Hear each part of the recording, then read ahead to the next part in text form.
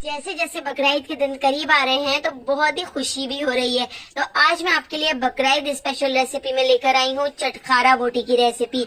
ऊपर से क्रिस्पी और अंदर से अच्छी तरह से गली हुई और बहुत ही मजेदार ये चटखारा बोटी बनकर तैयार होती है। तो एक बार जरूर ट्राई करके देखिएगा। तो चलिए रेसिपी को देख लेते हैं। तो चटखारा बोटी बनाने के लिए मैंने यहाँ पर 1 किलो बीफ की बोटियां ले ली हैं और आप देख सकते हैं इस तरह से मैंने छोटे छोटे से क्यूब्स में इन बोटियों को कट कर लिया है। बोटियों को हमने एक पतीली में डाल दिया है और 2 टेबल स्पून मैं इसके अंदर ऐड कर देती हूँ कुटा हुआ लहसुन अदरक का पेस्ट। और यहाँ पर मैंने मीडियम साइज की एक प्याज ले ली है जिसको हमने इस तरह से मोटे स्लाइस में कट कर लिया है। तो प्याज भी मैंने इसके अंदर ऐड कर दी है और ½ टीस्पून नमक ऐड कर दिया है। नमक बाद में भी हम टेस्ट करके ऐड कर लेंगे।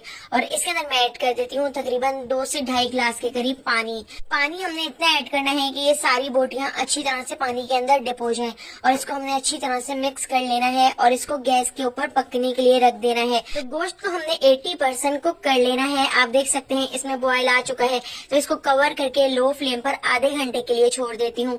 इतनी देर हम यहाँ पर एक मसाला बना के तैयार कर लेते हैं। तो ½ टीस्पून नमक मैंने एक बोल में ऐड कर दिया है। नमक पहले भी मैं ऐड कर चुकी हूँ। ½ टीस्पून लाल पिसी हुई मिर्चें, ½ टीस्पून लाल कुटी हुई मिर्चें, 1 टीस्पून मैं इसके अंदर ऐड कर रही हूँ पिसी हुई सफेद मिर्च। इसके साथ ही यहाँ पर 1 टीस्पून चाट मसाला भी हम इसके अंदर ऐड कर देते हैं।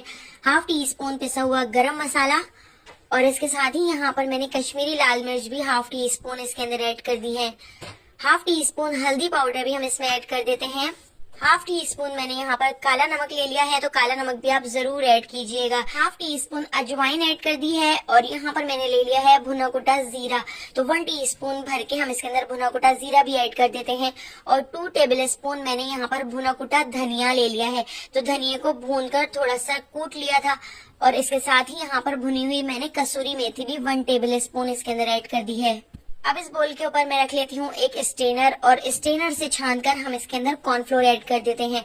तो 3 टेबल स्पून हम इसके अंदर कॉर्नफ्लोर ऐड कर देंगे। कॉर्नफ्लोर ऐड करने से ये बोटियां ऊपर से बहुत ही ज्यादा क्रिस्पी बनकर तैयार होंगी और इनकी जो बाइंडिंग है वो इसके ऊपर से उतरेगी भी नहीं। 2 पिंच हम इसके अंदर ऐड कर देते हैं जर्दे का रंग, जिससे इसका कलर बहुत ही ज्यादा अच्छा आएगा। तो इन सारे ड्राई मसालों को हम अच्छी तरह से मिक्स कर लेते हैं।